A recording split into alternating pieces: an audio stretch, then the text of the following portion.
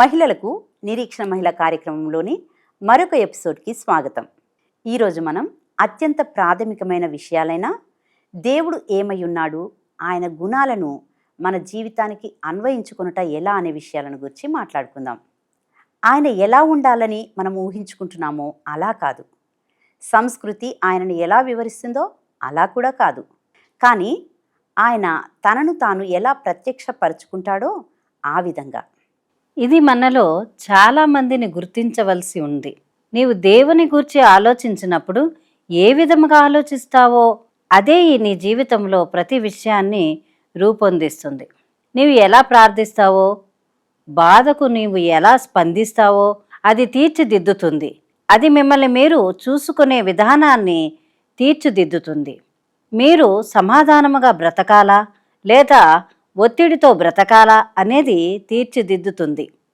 మీరు ప్రశాంతంగా జీవిస్తారా లేక ఆందోళనతో జీవిస్తున్నారా అనే విషయాన్ని ఇది తీర్చిదిద్దుతుంది.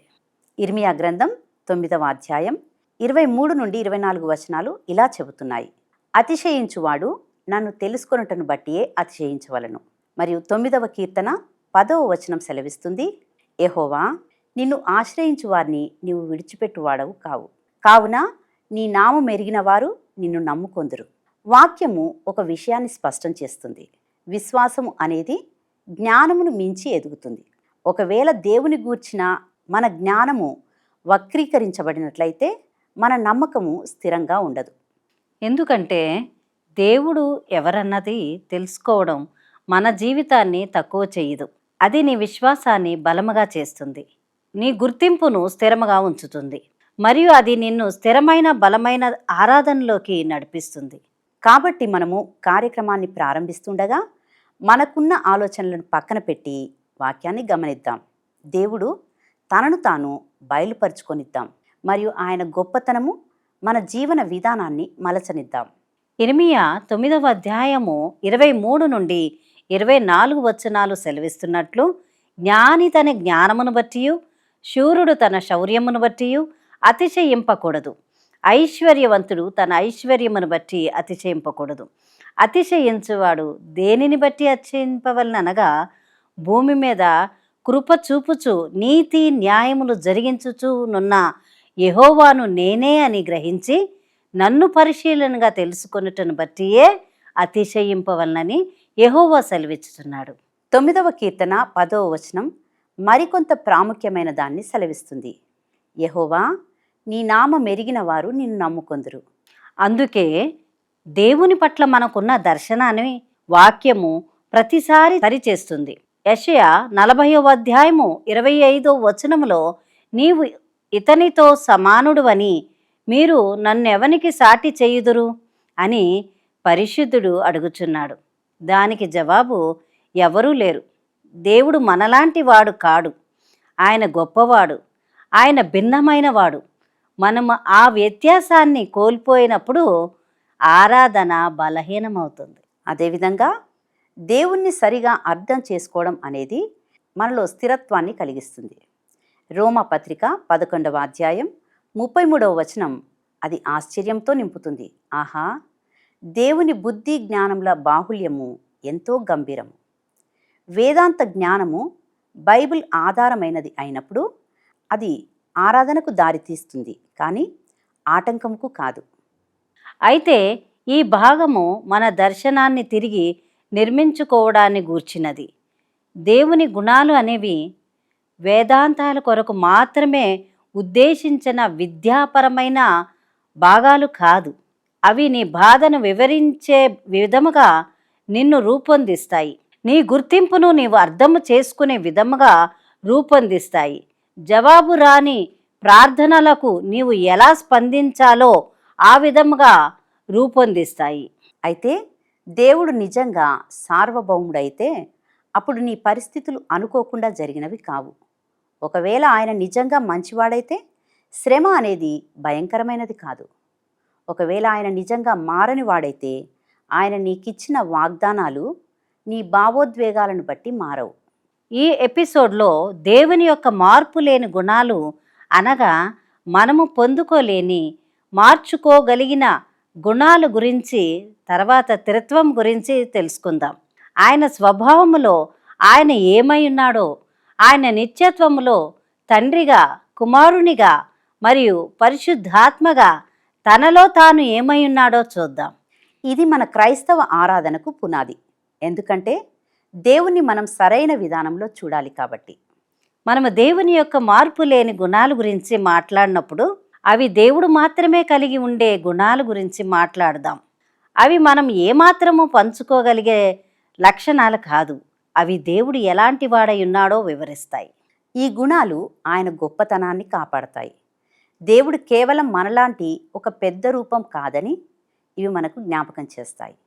ఆయన పూర్తిగా భిన్నమైనవాడు. వాక్యము ఆయన మన కోసం ఏం చేశాడు అనే విషయంతో ప్రారంభం కాదు, అది ఆయన ఏమై ఉన్నాడు అనే విషయంతో ప్రారంభమవుతుంది. దేవుని మార్పు లేని మొదటి లక్షణము స్వయంభవత్వం. దీని అర్థం దేవుడు బయట నుండి దేని సహాయం లేకుండా తనకు తానుగా ఉనికిని కలిగినవాడు. నిర్గమకాండము 3వ అధ్యాయము 14వ వచనములో మోషే దేవుణ్ణి ఆయన పేరు అడిగాడు. దేవుడు చెప్పాడు, ఉన్నవాడును అనువాడును. అది ఒక పేరు మాత్రమే కాదు, అది తాను ఉన్నాడని చెప్పడం. అపోస్తలుల కార్యములు 17వ అధ్యాయం 24వ వచనం నుండి 25వ వచనం ఈ సత్యాన్ని తిరిగి బలపరుస్తుంది. దేవుడు జగత్తు అందరి సమస్తమును నిర్మించిన దేవుడు. తానే ఆకాశమునకును భూమికిని ప్రభువై ఉన్నందున హస్తకృత్యములైన ఆలయములలో నివసింపడు. ఆయన అందరికీ జీవమును ఊపిరిని సమస్తమును దయచేయువాడు గనుక తనకు ఏదైనాను కొదవై ఉన్నట్లు మనుషుల చేతులతో సేవింపబడువాడు కాడు అని పౌలు చెప్తున్నాడు. ఈ వాక్యము మనము ఆరాధనను గూర్చి కలిగి ఉన్న ఆలోచనను మారుస్తుంది. మనము దేవుని సంపూర్తి చేయము, మనము ఆయనను భరించము. మన విధేయత ఆయనకు బలాన్ని కలిగించదు. ఆయన బలవంతుడు, ఆయన తనలో తాను పరిపూర్ణుడు. తరువాతి లక్షణం నిరాడంబరం. దేవుణ్ణి సులువుగా అర్థం చేసుకోవచ్చని కాదు దీని అర్థం. దేవుడు ఎన్నో భాగాలుగా లేడని దీని అర్థం. గుణ లక్షణాలన్నిటినీ ఆయనలో కలిగి ఉన్నవాడే దేవుడు. యోహాను మొదటి పత్రిక 4వ అధ్యాయం 16వ వచనం సెలవిస్తుంది, దేవుడు ప్రేమయ్య ఉన్నాడు. ఆయన కేవలం ప్రేమ కలిగి ఉన్నాడని కాదు, ప్రేమను ఆయనకు ఆపాదించడం కాదు, ఆయనే ప్రేమ. దేవుడు సగం ప్రేమ గలవాడు, సగం న్యాయవంతుడు అని కాదు. దీని అర్థం ఆయన న్యాయము ఆయన దయతో పోటీ పడదు. ఆయన పరిశుద్ధత ఆయన జాలితో పోరాడదు. ఆయన తన వ్యక్తిత్వములో సంపూర్తిగా కలిసిపోయాడు, ఏకమయ్యాడు. మనము దేవునిలో కలిగి ఉన్నామని ఊహించుకునే అంతరంగ ఒత్తిడి నుండి ఇది కాపాడుతుంది. అది మనకు స్థిరత్వాన్ని ఇస్తుంది. నీవు ఎప్పుడు కూడా విభజించబడిన దైవత్వాన్ని ఎదుర్కోవు. నీవు ఒక్కడైన సాధారణ పరిపూర్ణ దేవుని కలుసుకుంటావు. దేవునిలోని మరొక లక్షణం మార్పులేనితనం. మలాకి గ్రంథం 3వ అధ్యాయం 6వ వచనం, యెహోవానైన నేను మార్పులేనివాడను. మరియు యాకోబు పత్రిక 1వ అధ్యాయం 17వ వచనం సెలవిస్తుంది, ఆయన యందు ఏ చంచలత్వమైనను గమనాగమనముల వల్ల కలుగు ఏ ఛాయ అయినను లేదు. మన జీవితంలోని ప్రతి విషయము మారుతుంది. మన భావోద్వేగాలు, మన ధ్యానము ఎదుగుతుంది, పడిపోతుంది. మన పరిస్థితులు మారతాయి, కానీ దేవుడు మార్పు చెందడు. ఆయన ఎదుగడు, వెనకబడడు. ఎందుకంటే ఆయన మారనివాడు. ఆయన నిబంధనతో కూడిన విశ్వాస్యత స్థిరమైనది. ఆయన ప్రేమ మారేది కాదు, ఆయన దయ ఊహించలేనిది కాదు. ఆయన వాగ్దానాలు నీ స్థిరత్వం పైన ఆధారపడవు. దాని అర్థము దేవుడు దూరముగా ఏమి పట్టించుకోకుండా ఉన్నాడని కానీ కాదు. వాక్యము దేవుని యొక్క జాలి మరియు ప్రేమను గురించి స్పష్టంగా మాట్లాడుతుంది. నిర్గమకాండం 34వ అధ్యాయం 6వ వచనం, దేవుడు దయగలవాడు, కృపగలవాడని వివరిస్తుంది. కానీ ఆయన ప్రేమ హెచ్చుతగ్గులతో కూడిన భావోద్వేగం కాదు, అది ఆయన స్థిరమైన నిత్యత్వపు స్వభావం. పరిస్థితులకు మనము స్పందించినట్లు దేవుడు స్పందించడు. ఆయన ఆశ్చర్యపడడు. మనోదుఖానికి గురికాడు. సంఖ్యాకాండము 23వ అధ్యాయము 19వ వచనము మనకు ఏమని జ్ఞాపకం చేస్తుందంటే, దేవుడు అబద్ధమాడుటకు ఆయన మానవుడు కాడు, పశ్చాత్తాపడుటకు ఆయన నరపుత్రుడు కాడు. స్థిరంగా ఉండడం అనేది దేవుని పరిపూర్ణతను కాపాడుతుంది. దాని అర్థం దేవుని దయ స్థిరమైనది, ఆయన కోపం న్యాయమైనది, ఆయన ప్రేమ స్థిరమైనది. మన ఓటమిని బట్టి ఆయన ఎప్పుడూ ఆగిపోడు.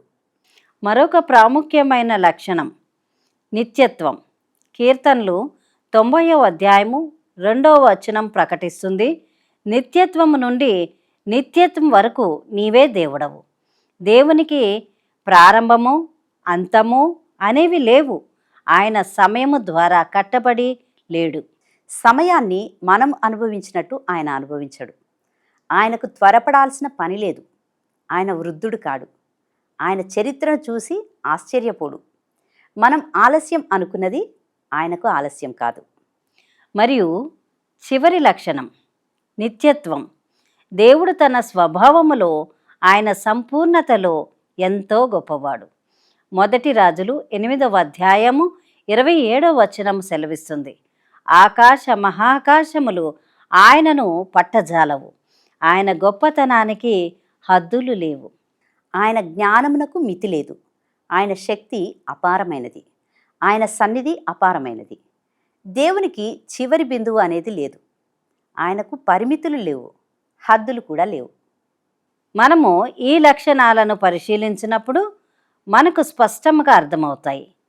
దేవుడు బలహీనుడు కాడు, ఆయన ప్రతిచర్య చెయ్యడు, ఆయనకు దేని సహాయం అవసరం లేదు, ఆయన శక్తి లేనివాడు కాడు.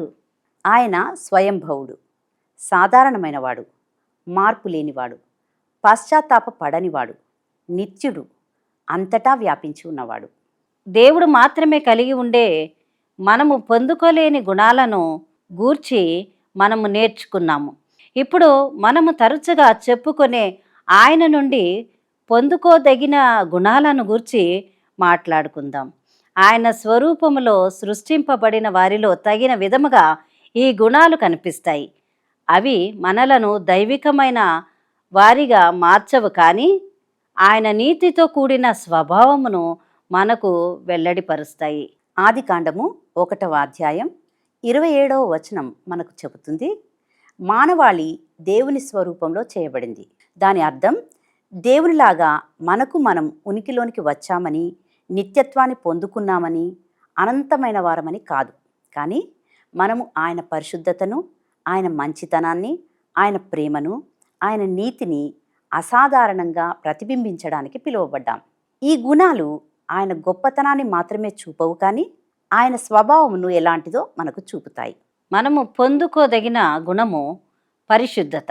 యెషయా 6వ అధ్యాయంలో వ్రాయబడిన విధముగా, శరాపులు దేవుణ్ణి పొగుడుతున్నారు, సైన్యములకు అధిపతి అయిన ప్రభువు పరిశుద్ధుడు, పరిశుద్ధుడు, పరిశుద్ధుడు, భూమి తన మహిమతో నిండి ఉన్నది.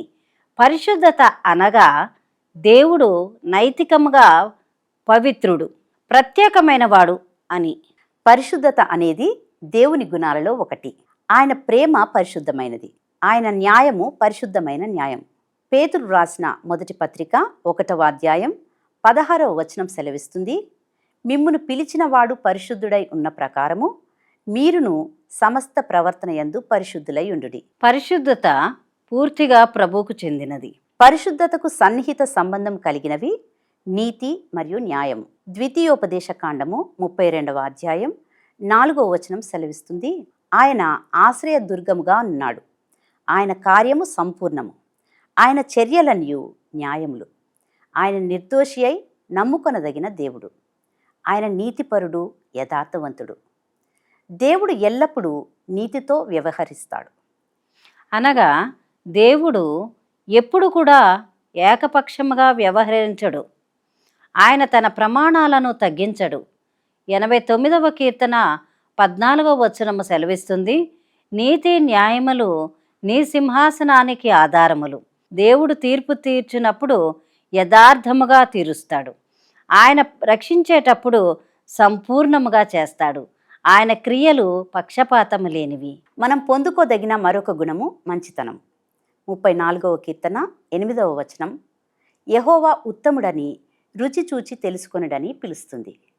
దేవుని మంచితనము అనగా ఆయన చేసేదంతా నైతిక పరిపూర్ణత మరియు మంచితనం నుండి కలుగుతుంది. నహూము 1వ అధ్యాయము 7వ వచనం సెలవిస్తుంది, యెహోవా దయాళుడు, ఆపత్కాలమున నమ్ముకొనదగిన సహాయుడు. మంచితనం అంటే మృదువైనదని అర్థము కాదు, యథార్థత మరియు విశ్వాస్యతతో కూడిన శ్రద్ధ. పరిస్థితులు కష్టముగా ఉన్నప్పుడు కూడా దేవుని స్వభావం మంచిగానే ఉంటుంది. యోహాను మొదటి పత్రిక 4వ అధ్యాయం 8వ వచనంలో వాక్యము సెలవిస్తుంది, దేవుడు ప్రేమయై ఉన్నాడు. దేవునిలోని ప్రేమ భావోద్వేగం కాదు, తన ప్రజల మంచిని కోరడం ఆయన నిత్య స్వభావం, ఆయన పరిశుద్ధ సంకల్పం. యోహాను సువార్త 3వ అధ్యాయము 16వ వచనము ఈ ప్రేమను క్రియ ద్వారా చూపిస్తుంది. దేవుడు లోకమును ఎంతో ప్రేమించాను కాగా తన అద్వితీయ కుమారునిగా పుట్టిన వానియందు విశ్వాసముంచు ప్రతివాడును నశింపక నిత్య జీవం పొందినట్లు ఆయనను అనుగ్రహించెను. ఆయన ప్రేమ సారాంశం కాదు, అది నిబంధనతో కూడినది, త్యాగపూరితమైనది. నిర్గమకాండం 34వ అధ్యాయం 6వ వచనం దేవుణ్ణి కనికరము, దయ, దీర్ఘశాంతము, విస్తారమైన కృపా సత్యములు గల దేవుడైన యెహోవాగా ప్రకటిస్తుంది. దయ అనగా దేవుడు మనకు రావలసిన తీర్పు రద్దు చేయడం, కృప అనగా అర్హత లేని వారిపై చూపే దయ. ఎఫెసీ పత్రిక 2వ అధ్యాయము 4 నుండి 5 వచనాలు చెబుతున్నాయి, దేవుడు కరుణా సంపన్నుడయుండి మన ఎడల చూపిన తన మహాప్రేమ చేత మనలను క్రీస్తుతో కూడా బ్రతికించెను. దయా, కృప అనేవి కలవని పదాలు కావు, అవి దేవుని స్వభావం నుండి ప్రవహించేవి. విలాప వాక్యములు 3వ అధ్యాయం 22వ వచనం ప్రకటిస్తుంది, యెహోవా కృపగలవాడు, ఆయన వాత్సల్యత ఎడతెగక నిలుచున్నది గనక మనము నిర్మూలము కాకున్న వారము. అనుదినము నూతనముగా ఆయనకు వాత్సల్యత పుట్టుచున్నది, నీవు ఎంతైనా నమ్మదగినవాడవు. విశ్వాస్యత అనగా దేవుడు నిబంధనను నెరవేరుస్తాడని నమ్మడం. 2వ తిమోతి పత్రిక 2వ అధ్యాయము 13వ వచనం సెలవిస్తుంది, మనము నమ్మదగని వారమైనను ఆయన నమ్మదగిన వాడుగా ఉండును, ఆయన తన స్వభావమునకు విరోధముగా ఏదియూ చేయలేడు. దేవుని యొక్క సత్యము మారదు, ఆయన వాగ్దానములు కరిగిపోవు, ఆయన మాటలు స్థిరముగా నిలిచేవి. మనం ఒకసారి ఆగి పొందదగిన ఈ గుణాలను గురించి ఆలోచించినట్లయితే, దేవుడు స్వయంభవుడు, సాధారణమైనవాడు, మార్పు లేనివాడు, పరిశుద్ధుడు, న్యాయవంతుడు, యథార్థవంతుడు, మంచివాడు, ప్రేమగలవాడు, దయగలవాడు, విశ్వసనీయుడు అనే అద్భుతమైన విషయాలను చూస్తాం. ఆయన గొప్పతనము జీవించలేనిది కాదు, ఆయన ఉన్నతమైన స్థితి మనకు దూరముగా లేదు. ఆయన స్వభావం అనేది సంపూర్ణమైనది, నమ్మదగినది. మనము ఆయన రూపములో చేయబడినాము. ఆయన లక్షణాలను మన స్వంత జీవితములో సంపూర్ణముగా కాకపోయినా యథార్థముగా ప్రతిబింబించడానికి పిలువబడ్డాం. మనము త్రిత్వమును గురించి మాట్లాడినప్పుడు మనము మరొక సిద్ధాంతానికి మారడం లేదు. దేవుడు ఏమై ఉన్నాడో అట్టి దేవుని హృదయంలోనికి వెళ్తున్నాం. ఆ దేవుడు స్వయంభవుడు, పరిశుద్ధుడు, న్యాయవంతుడు మరియు ప్రేమమయుడు, తండ్రి, కుమారుడు, పరిశుద్ధాత్ముడైన నిత్యుడు. వాక్యము ముగ్గురు దేవుళ్లను చూపదు, అది ఒక్క దేవుణ్ణి ముగ్గురు వ్యక్తులుగా చూపిస్తుంది. ద్వితీయోపదేశ కాండము 6వ అధ్యాయము 4వ వచనము ప్రకటిస్తుంది, మన దేవుడైన యెహోవా అద్వితీయుడగు యెహోవా. మరియు మత్తయి సువార్త 3వ అధ్యాయము 16వ వచనంలో కూడా యేసుక్రీస్తు బాప్తిస్మం పొందినప్పుడు కుమారుడు నీటిలో ఉండడం, పరిశుద్ధాత్మ దిగి రావడం, తండ్రి పరలోకము నుండి మాట్లాడడం మనం చూస్తాం. ఒక దైవిక అర్థము ముగ్గురు వేరువేరు వ్యక్తులు.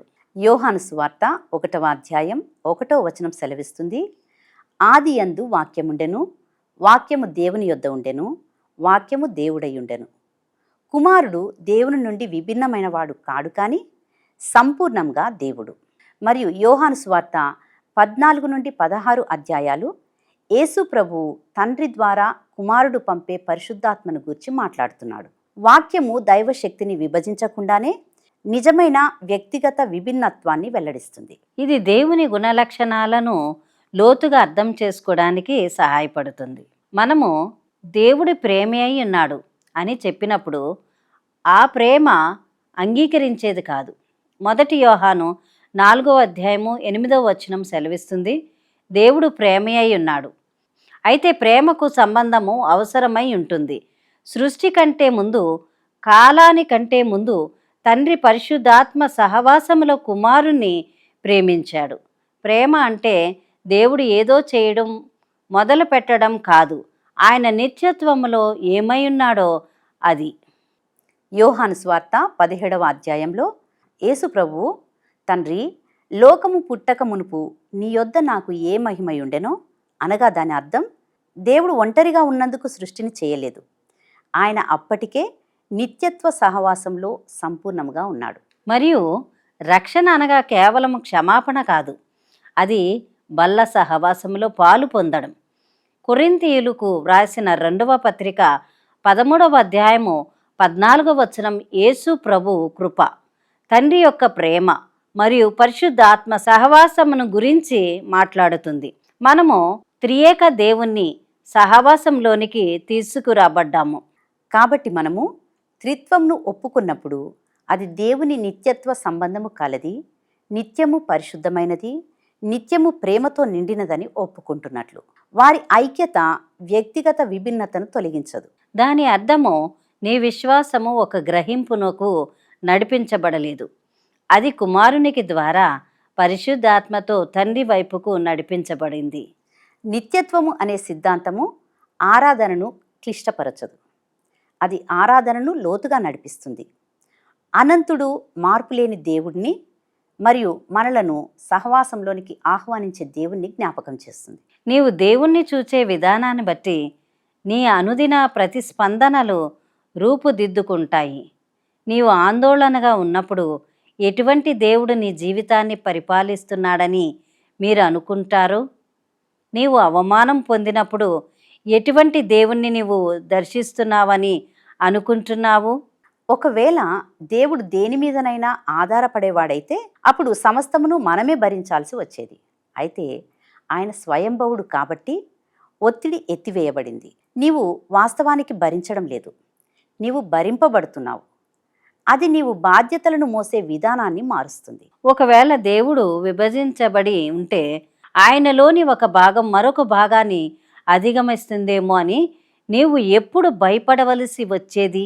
దయా తీర్పుకు దారితీస్తుందంటే నీవు ఆశ్చర్యపోయే దానివి. అయితే ఆయన సామాన్యమైన విభజింపబడనివాడు కాబట్టి ఆయన చేసే ప్రతి దానిలో పొందిక ఉంటుంది. అది మనలను భయపడకుండా పశ్చాత్తాపడేలా చేస్తుంది. ఒకవేళ దేవుడు తన స్వభావంను మార్చుకున్నట్లయితే నమ్మకము అనేది తొలగిపోతుంది. ప్రతి ఓటమి నీ భద్రతను పోగొడుతుంది. అయితే దేవుడు మార్పు లేనివాడు కాబట్టి ఆయన ఒకవేళ మారిపోయాడా అనే అనుమానం లేకుండా మళ్ళీ నీవు ఆయన వద్దకు రావచ్చు. ఒకవేళ దేవుడు భావోద్రేకాలు లోనయ్యేవాడైతే నీవు నీ బలహీనతలతో ఆయన స్థిరత్వాన్ని పోగొడతావేమో అని భయపడవచ్చు. కానీ ఆయన ఉద్రేకాలకు లోను కాడు. ఆయన ప్రేమ వీగిపోనిది. నీ అస్థిరతను బట్టి ఆయన సహనము కోల్పోడు. నీ గందరగోళాన్ని బట్టి ఆయన ఉద్దేశము ఆటంకపరచబడదు. ఒకవేళ దేవుడు నీలాగా సమయం వలన బంధింపబడి ఉంటే వేచి ఉండడం అనేది విడిచిపెట్టినట్టు ఉండేది. కానీ ఆయన నిత్యుడు కనుక ఆలస్యం అనేది పట్టించుకున్నట్టు కాదు. ఆయన సమయం అనేది తొందరపడనిది, అది పట్టింపు లేనిది కాదు. మరియు నైతికంగా ఏమయ్యేదో చూడండి. దేవుడు పరిశుద్ధుడు కాకపోయి ఉంటే నీతి అనేది రాజీ పడేది. ఒకవేళ ఆయన న్యాయవంతుడు కాకపోయి ఉంటే అన్యాయం గెలిచేది. ఒకవేళ ఆయన మంచివాడు కాకపోయి ఉంటే మన కష్టాలు అర్థమలేనివి అయ్యేవి. కానీ దేవుడు పరిశుద్ధుడు, న్యాయవంతుడు, మంచివాడు కాబట్టి విధేయతకు విలువ ఉంది, నిరీక్షణకు అర్థమున్నది. త్రిత్వము అనేది అవసరం, ఎందుకంటే నీవు ఒంటరిగా ఉండడానికి సృష్టించబడలేదు. వాస్తవము అనేది సాన్నిహిత్యంలో నాటబడి ఉన్నది. తండ్రి తన కుమారుణ్ణి పరిశుద్ధాత్మ సహవాసంలో ప్రేమిస్తాడు. దాని అర్థం ప్రేమ అనేది ప్రపంచంలో మరొక ఆలోచన కాదు, అది ప్రాథమికమైన పునాది. కాబట్టి నీకు ఒంటరిగా అనిపించినప్పుడు, నీవు గుర్తింపు కోసం పోరాడుతున్నప్పుడు, ఇతరులతో పోల్చుకొని బాధపడుతున్నప్పుడు, దేవుని సిద్ధాంతము నీవు గుర్తించిన దానికంటే ఎక్కువగా మాట్లాడుతుంది. ఆయనలో ఆయన ఏమై ఉన్నాడో, ఆయన స్వభావములో స్థిరమైన, తన మార్గములో నీతిమంతుడైన, తన సహవాసములో వ్యక్తిగతమైన ఆ దేవుని ఎదుట నీవు జీవిస్తావు. దేవుని గూర్చిన సరైన జ్ఞానము భయమును పారద్రోలుతుంది, గర్వాన్ని తొలగిస్తుంది, సహనాన్ని బలపరుస్తుంది మరియు ఆరాధనను స్పష్టం చేస్తుంది. అది కష్టాన్ని తొలగించదు, కానీ వక్రీకరణను తొలగిస్తుంది. గుణలక్షణాలు అనేవి అవసరం, ఎందుకంటే అవి వాస్తవాన్ని తెలుపుతాయి. అవి చరిత్రను ఎవరు పాలిస్తున్నారో, ప్రార్థనలను ఎవరు వింటారో, చెడుకు ఎవరు తీర్పు తీరుస్తారో, పాపులను ఎవరు రక్షిస్తారో, మరియు ఈ సమయంలో నిన్ను ఎవరు నిలవబెడుతున్నారో అవి చెబుతాయి. ఒకవేళ దేవుడు చిన్నవాడైతే నీ విశ్వాసము గొప్పగా ఉండవలసి వచ్చేది. అయితే దేవుడు గొప్పవాడైనందున నీ విశ్వాసము ఆయన మీద ఆధారపడుతుంది. అందుకే నిజముగా దేవుడు ఏమై ఉన్నాడో తెలుసుకోవడం ప్రాముఖ్యం. అది నీవు ఎలా జీవిస్తావో, ఆయనను ఎలా నమ్మాలో, ఎలా సహించాలో మరియు ఎలా ఆరాధించాలో ఆ రీతిగా మలుచుతుంది. ప్రియ మహిళలు, ఈరోజు ఎపిసోడ్ ముగించుకోబోతుండగా దేవుడు తనను మీకు ప్రత్యక్షపరుచుకున్నాడని నమ్ముతున్నాం. మీరు విన్న సత్యాలను దేవుడు మీ వినికిల్లో దీవించునుగాక. దైవాశీస్సులు. ఆమెన్.